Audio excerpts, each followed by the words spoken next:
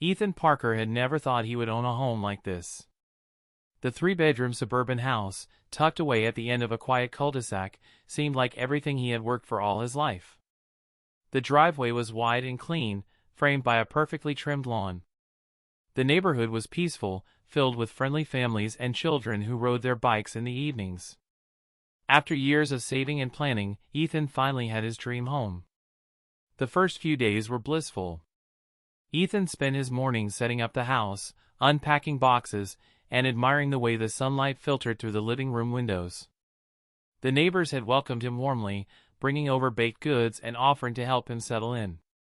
He felt like he had stepped into a new chapter of life, one filled with stability, comfort, and safety. But that sense of safety didn't last long. On his third night in the house, Ethan was woken by a sound. At first, he thought it was a branch scraping against the side of the building or perhaps an animal rummaging in the trash bins. But when he lay still, holding his breath, he realized the noise was different, muffled, hollow, and strangely rhythmic. It seemed to come from beneath the ground. More specifically, beneath his driveway. He sat up in bed, straining his ears. The sound faded after a minute, replaced by silence. Maybe the plumbing, he muttered to himself, convincing his tired brain it was nothing unusual. He rolled over and went back to sleep. The following day, Ethan pushed the thought to the back of his mind. But that night, the sound returned.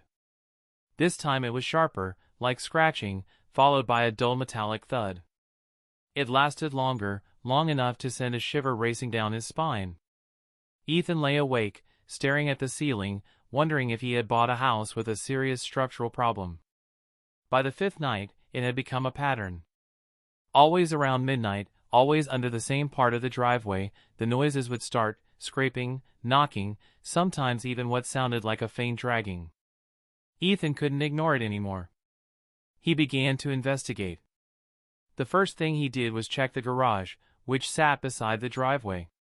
He crouched down, examining the concrete floor for cracks, pipes, or anything that could cause the noises. Nothing. Then he walked around the yard with a flashlight, peering into bushes and drains, half expecting to catch a raccoon or stray dog that might have burrowed nearby. Again, nothing. The strangest part was that the sounds were so precise, always under the exact same section of the driveway. One evening, frustrated and curious, Ethan knelt down and tapped the ground with a wrench. To his surprise, it didn't sound as solid as it should. Instead, there was a faint hollowness, as if a cavity lay beneath the concrete. A cold wave of unease washed over him. Why would there be a hollow space under his driveway? He remembered the realtor assuring him the house had no basement and no unusual structures. Yet here it was, something hidden, something he was never told about. That night, the noises returned louder than ever. Ethan sat in his car parked by the garage, headlights off, windows down, waiting. Midnight passed, and sure enough, the sounds began again, slow, scraping, metallic echoes rising from beneath his feet. His pulse quickened. For the first time, he considered something beyond plumbing or animals. What if someone was down there? Sleep became impossible. The house, once a place of comfort, now felt haunted by its own secrets. Every creak of the floor, every gust of wind outside sent Ethan's mind racing. He avoided walking over that part of the driveway, and when he parked his car, he kept it closer to the curb. Finally, one Saturday morning, he made up his mind. He would get to the bottom of it. He borrowed heavy tools from a neighbor, claiming he was fixing a crack in the driveway. By noon, under the hot sun, Ethan stood sweating with a sledgehammer in his hands, staring at the spot that had been tormenting him for a week. With a deep breath, he raised the hammer and struck. The concrete cracked. Dust and fragments flew. Again and again, he struck, until a jagged hole opened up, revealing something that made his heart pound harder than it ever had before. Beneath the broken concrete, hidden just below the surface, was a square slab of rusted metal. A hatch. And it had a handle. Ethan knelt over the jagged hole he had smashed into his driveway, his breath ragged from swinging the sledgehammer. Dust clung to his arms, sweat dripped down his temples, but his eyes were fixed on the thing he had uncovered. A rusted square of metal, its surface scarred with age and corrosion, sat flush with the earth beneath the driveway. It wasn't just a piece of scrap, it was a hatch. For several minutes, Ethan simply stared at it, heart hammering.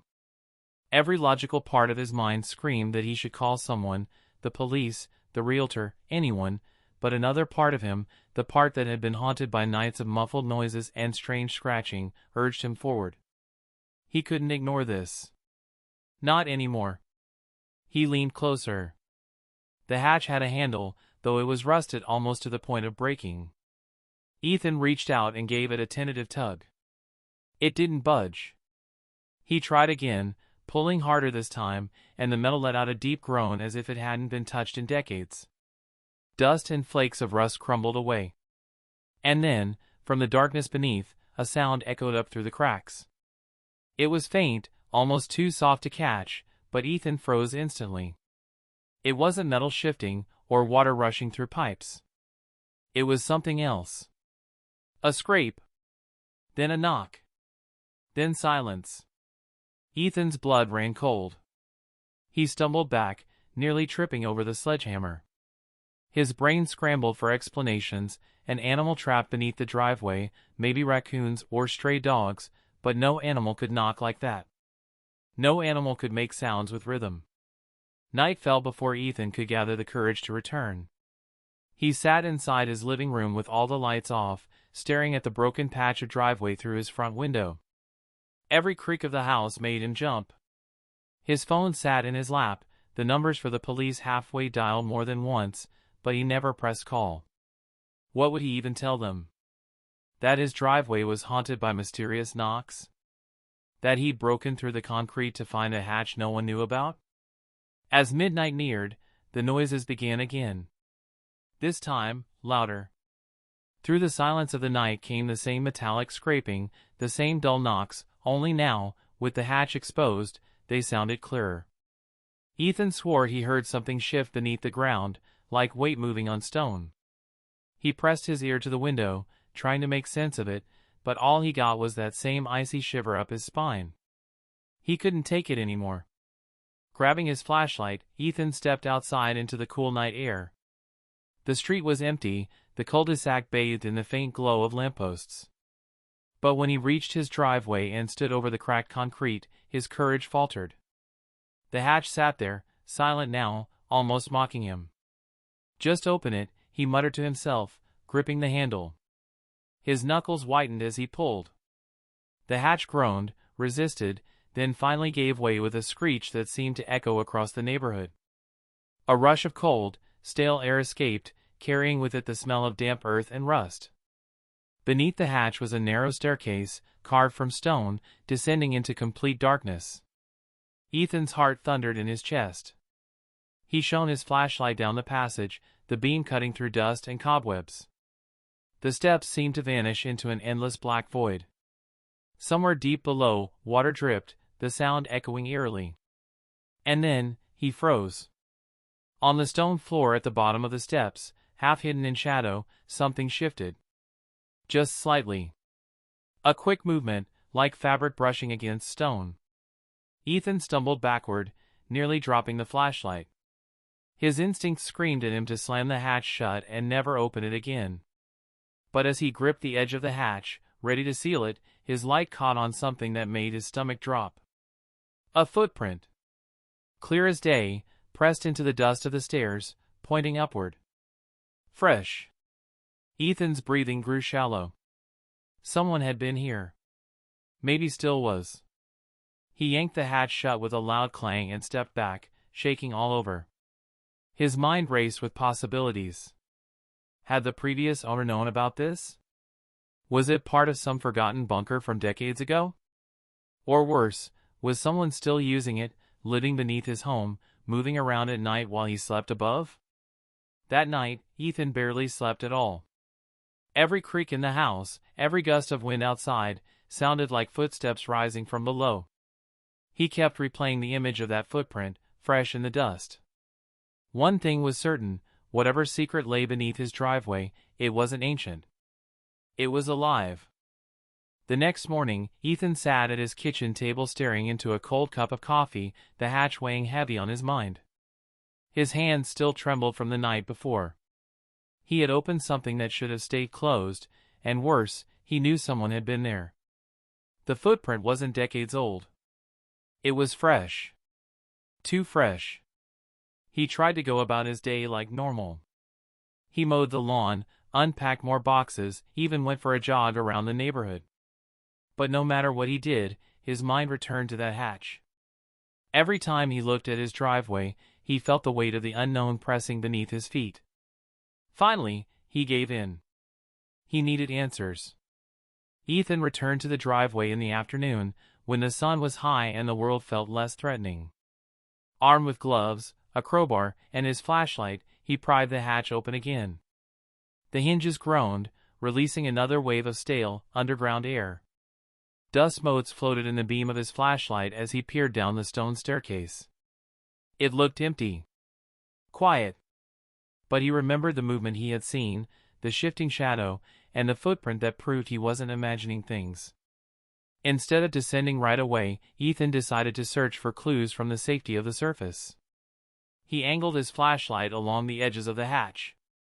The stone steps were uneven, chipped with age, but near the top, he noticed smudges, dark streaks that looked suspiciously like dirt from shoes brushing against the wall. His chest tightened. Someone had been using this passage. Recently. He swallowed hard and leaned farther, shining the light deeper. The beam caught on something at the bottom of the stairs, a glint of metal. He squinted, adjusting the angle. It looked like a tin can, lying on its side in the dust.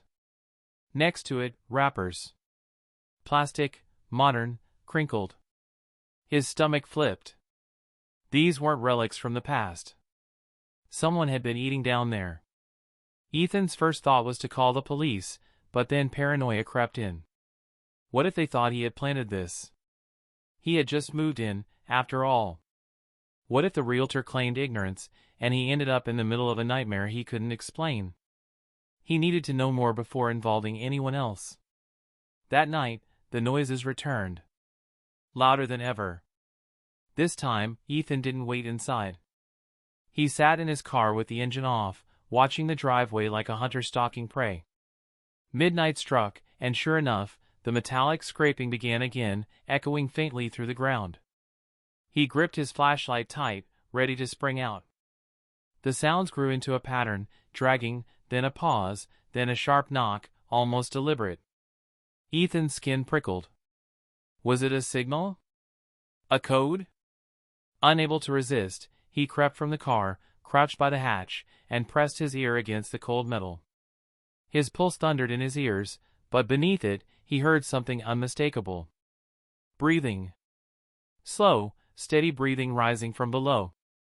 Ethan recoiled, nearly stumbling back onto the grass. His blood turned to ice. This wasn't just some animal nest or old bunker. Someone was living down there, sleeping, moving, breathing beneath his driveway. The thought sickened him. For how long? Had they been there before he moved in? Were they watching him even now, aware that he discovered their hideout? Sleep was out of the question. He spent the rest of the night pacing the living room, every nerve on edge. By morning, he looked haggard, his eyes bloodshot, but his mind was set. He couldn't live another day with this mystery gnawing at him. He had to go down there. Before he could gather his courage, Ethan decided to dig deeper, figuratively. He pulled out the old paperwork from when he bought the house, scouring through it for any mention of underground structures. Nothing. Not a word about a basement, tunnel, or bunker. Frustrated, he headed to the town records office. After an hour of sifting through dusty files, he found something curious. The plot of land where his house now stood had once been part of a larger estate, one that dated back to the Cold War. The records hinted at structural reinforcements built underground, but the details were vague, almost intentionally so. Ethan's heart raced as he realized the truth. His house was built over something that had been buried, forgotten, maybe even covered up. That night, when the noises started again, he no longer felt paralyzed. He stood over the hatch, flashlight in hand, the cool air rising against his face. His grip tightened around the handle. It was time to go down. The night was colder than usual, a heavy stillness draping over the cul-de-sac. Ethan stood in his driveway, staring down at the rusted hatch. His flashlight trembled slightly in his hand, though whether from the chill or from his nerves, he couldn't tell. For days, the noises had mocked him, taunting him from beneath the ground. He had seen enough: footprints, rappers, movement. Whoever, or whatever, was beneath his home wasn't going away. And he couldn't keep living above it, waiting for something terrible to happen. He inhaled deeply and muttered to himself, "I need to know." With a groan of metal, the hatch swung open. A rush of stale, earthy air rose up, prickling his skin. The narrow staircase gaped below him like the open throat of some sleeping beast. Ethan adjusted his flashlight, tightened his grip, and placed one foot on the top step. The stone was damp, slippery with moss. His breath quickened as he descended, one step at a time, each creak of his shoes echoing far louder than he wanted it to. The deeper he went, the more oppressive the air became, thick, cold, smelling faintly of mold and rust. Dust swirled in the beam of his flashlight. The silence was heavy, broken only by the sound of his own footsteps. But just as he neared the bottom, a sharp drip of water echoed, startling him. He reached the final step, heart pounding. The beam of light swept across a small underground chamber. What he saw made his stomach twist. A metal cot sat in the corner, its mattress torn and yellowed. On top of it lay a blanket, worn, but recently used, bunched up as if someone had just left. Beside it, an old lantern rested on the floor, a faint trace of soot still clinging to the glass. But it was the food that really got to him. Empty cans of beans, plastic water bottles, and candy wrappers littered the ground. Some were dusty, yes, but others looked disturbingly new. He bent down, picking up a granola bar wrapper with shaking fingers. The expiration date was still 2 years away. Someone had been here. Recently. Ethan's chest tightened. He swung his flashlight across the room, hard hammering as the beam revealed more. Against the far wall stood a wooden crate, its lid pried open. Inside were odds and ends, blankets, a pair of shoes, and a stack of faded newspapers. He picked one up. The headline screamed from decades ago, a Cold War relic. But underneath that stack was something far worse, a crisp receipt from a nearby convenience store, dated less than a month ago. Ethan stumbled back, his breath ragged. Whoever was living here wasn't a ghost from the past. They were here now.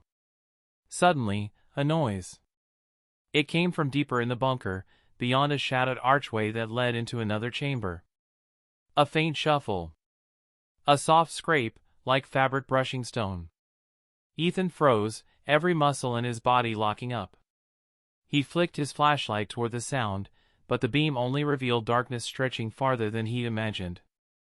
The thought of retreat clawed at his mind, slam the hatch, call the cops, pretend he'd never seen any of this. But curiosity, mixed with fear, rooted him in place. He whispered into the darkness, voice trembling. "Hello, is someone down here?" For a long moment, silence. Then, a sound that made his skin crawl. A long, drawn-out exhale. Not his own. Ethan's blood turned to ice. He staggered back, nearly tripping over the cot. His flashlight shook wildly as the beam flickered across the chamber. In the archway, just for a split second, he swore he saw movement, a figure shifting just out of reach of the light. The breathing stopped. The silence returned, thicker than before. Ethan didn't wait. He turned and scrambled up the stairs, his boots slamming against the stone. His flashlight beam jittered across the walls, making the shadows dance. With a desperate heave, he shoved the hatch closed behind him, the metal slamming shut with a deafening clang.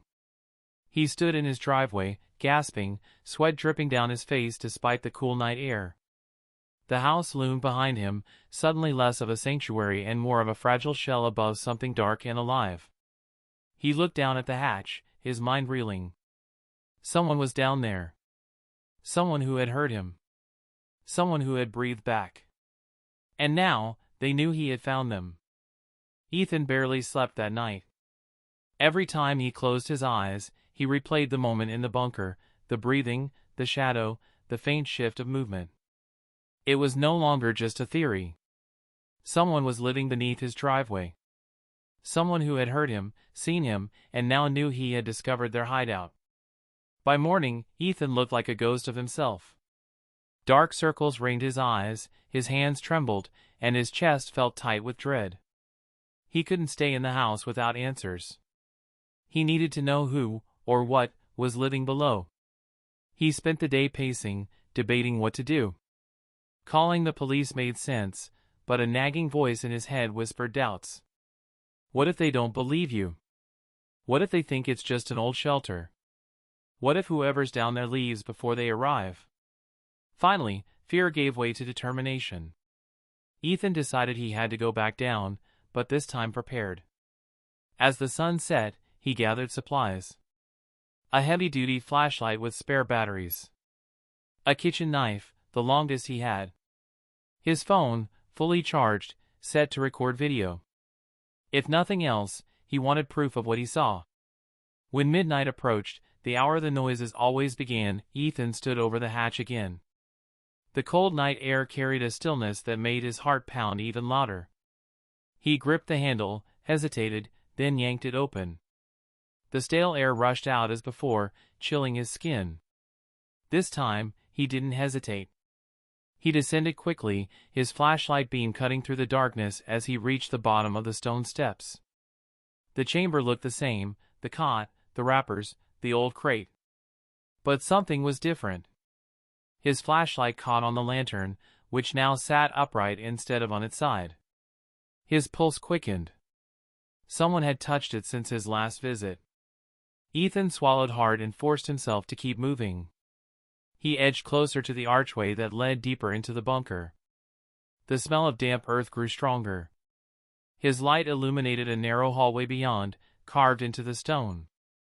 Its walls were rough, lined with what looked like old electrical wiring.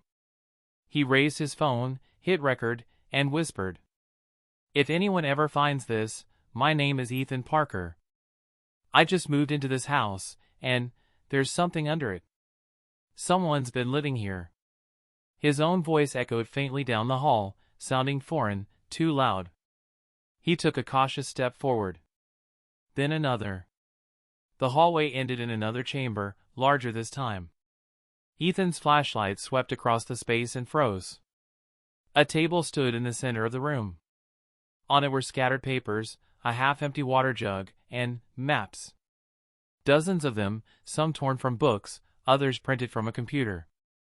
Ethan stepped closer, his breath quick. The maps weren't of the town, they were of the neighborhood. Streets marked in red ink, houses circled, notes scribbled in shaky handwriting. His stomach dropped.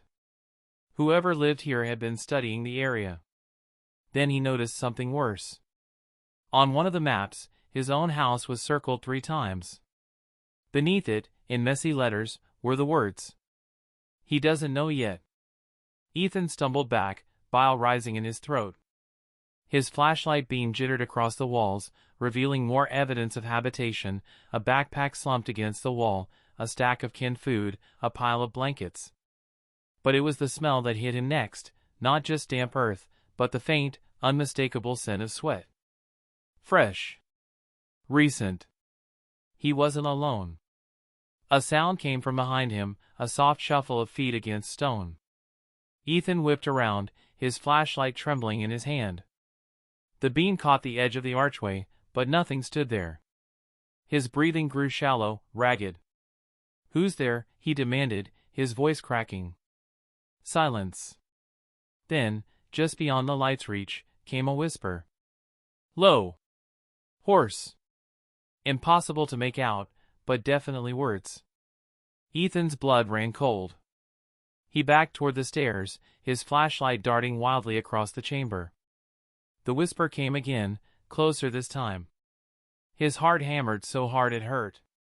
Suddenly, something clattered to the ground in the shadows, a tin can rolling across the stone floor. Ethan bolted.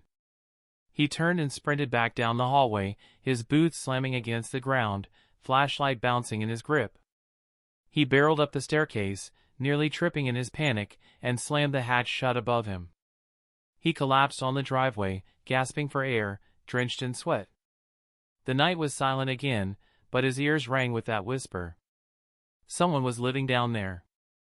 Watching him. Studying him. And now, they knew he was onto them. Ethan sat in his car long after slamming the hatch shut, his hands gripping the steering wheel though he hadn't even started the engine. The whisper still echoed in his ears, a ghostly hiss that refused to leave his mind. The maps, the notes, the circle around his house, it all replayed in a terrifying loop. He felt hunted. By dawn, he was a wreck. His phone sat on the counter, screen unlocked, the number for the police typed in, but his finger hovered over the call button without pressing it. Every time he imagined explaining the situation, doubt ate at him. What if they think I'm crazy? What if they search the place and find nothing?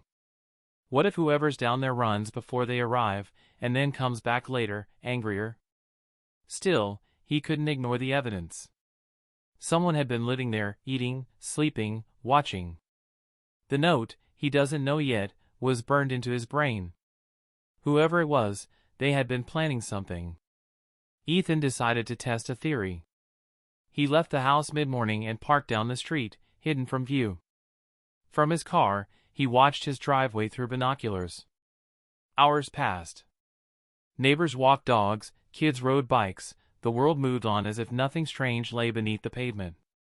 But just after noon, Ethan caught movement. The hatch. It opened. A figure emerged, hooded, hunched, quick.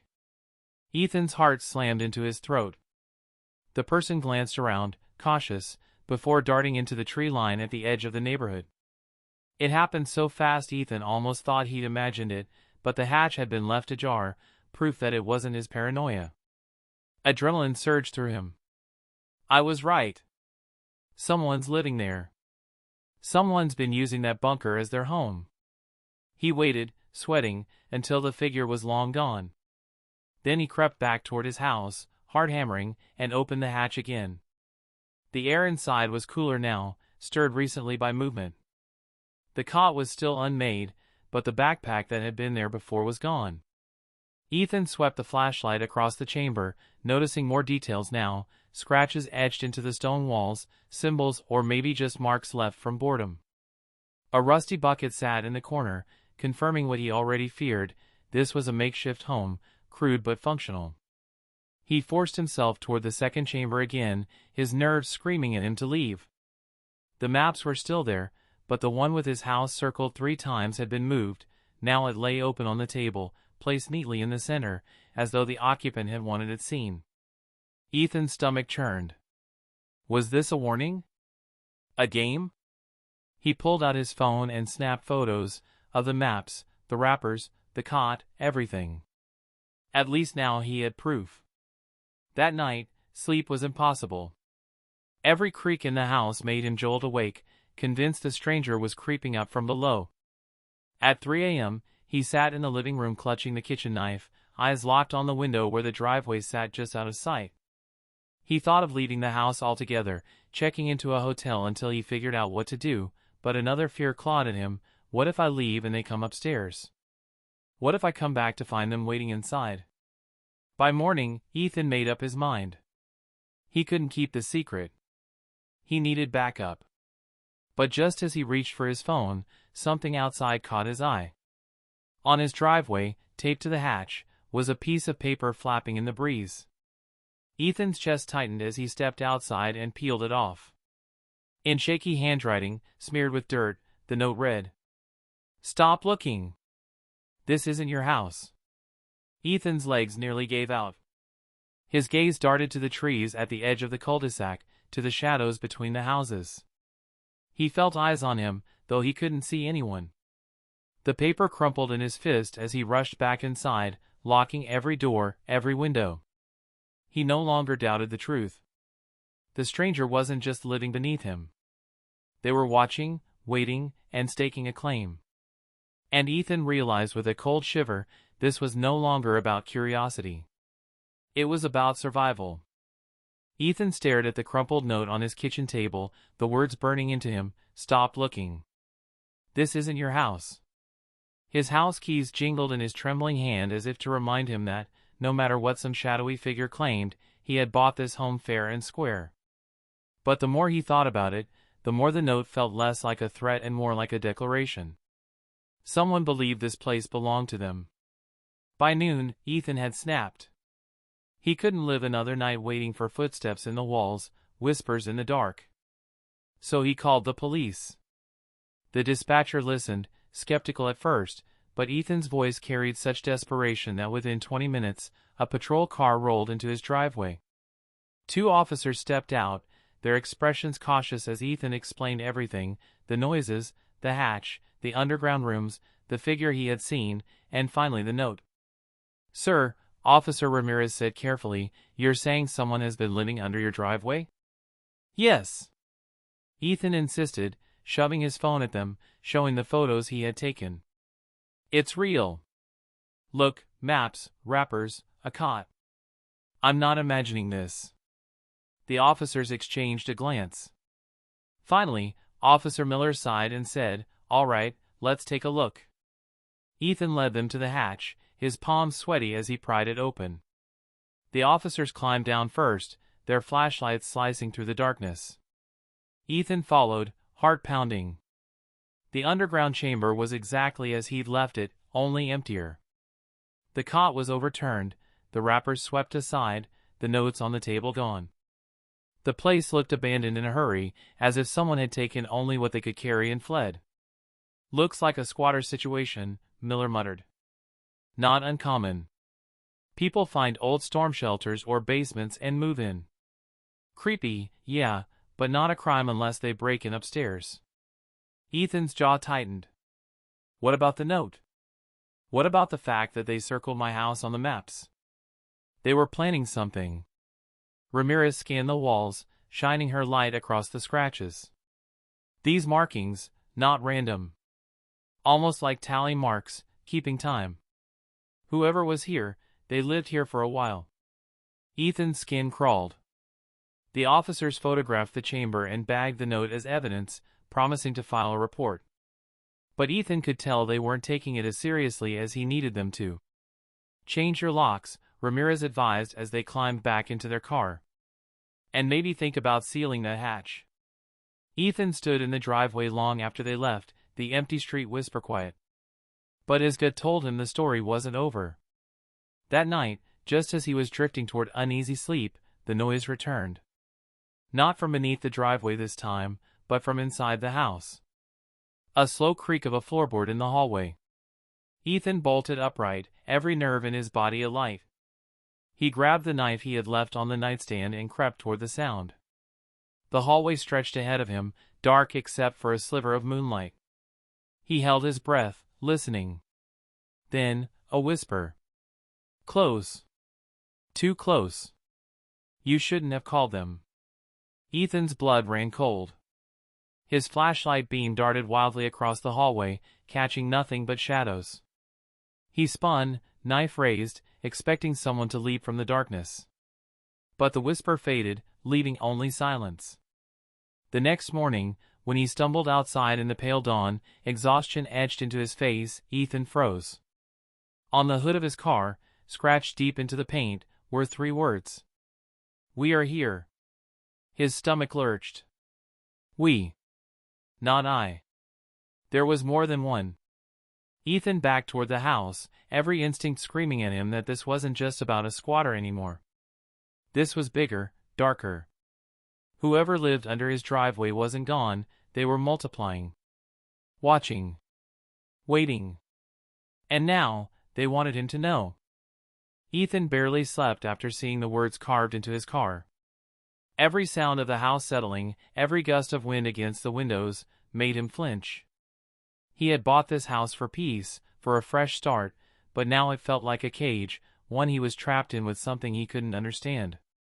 By morning, Ethan had decided enough was enough.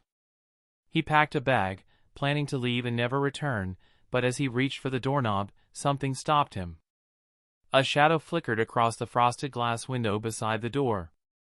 Someone was standing on his porch. His chest tightened. Knife in hand, he swung the door open. No one. Instead, on the welcome mat lay a bundle, a stack of old photographs tied with a strip of cloth. Ethan bent down with trembling fingers and picked them up. The photos were aged, their corners curled, but what they showed made his blood run cold. They were pictures of his house, decades old, black and white at first, then slowly shifting to color. Families stood smiling in front of it. Kids played in the driveway. But in every single photo, if Ethan looked closely, there was someone else. A shadow in a window. A figure half hidden behind a tree. A pale face peeking from the ground near the driveway. Whoever these people were, they had been here for decades. Watching. Living beneath. The last photo wasn't old. It was taken just weeks ago. Ethan recognized himself in it, standing in the driveway with the realtor, shaking hands the day he bought the house. Behind them, just barely visible in the frame, was the hatch. And from the darkness inside it, two eyes gleamed. Ethan staggered back, dropping the photos. His breathing quickened as footsteps echoed down the hall behind him. He spun around, flashlight darting wildly across the walls. "Who are you?" he shouted. "What do you want from me?" The whisper answered, low and chilling, "Home." The word bounced around the house, not from one voice, but many. A chorus of whispers rising from the floors, the walls, the very air. Ethan stumbled backward, knife trembling in his hand, as shadows shifted at the edges of the rooms. The hatch outside slammed open with a metallic clang. Ethan bolted, instinct taking over. He ran to his car, fumbling with the keys, heart hammering in his throat. But as the engine sputtered to life, shapes emerged from the driveway. Pale figures, their clothes ragged, their faces gaunt but eyes bright with something feral. There were at least half a dozen of them. Maybe more. They didn't charge. They didn't attack. They just stood there, watching, as if daring him to leave. Ethan's hands clenched the wheel. For a moment, he thought about running them down, forcing his way through. But when he pressed the accelerator, the figures didn't move. They smiled. That was enough. He slammed the brakes, threw the car into reverse, and tore out of the driveway backward, gravel spraying behind him. He didn't stop until he was miles away, breath ragged, eyes darting to every shadow on the road. Later, when he called the police again, they found nothing. The hatch was sealed shut as if it had never been opened. No figures. No photos. No note. The officers looked at him like he was crazy. "Stress," they said. "Overwork. Maybe you should see someone." But Ethan knew what he saw. He knew what was under that driveway. He sold the house within the month, at a loss he didn't care about. As the moving truck pulled away, Ethan glanced back one final time. The new owner stood smiling on the porch, waving goodbye to the realtor. Then, in the shadow just beneath the driveway, Ethan thought he saw them again, those eyes. Watching. Waiting. The family would never know until it was too late. And Ethan, no matter where he went, would never stop hearing the whispers.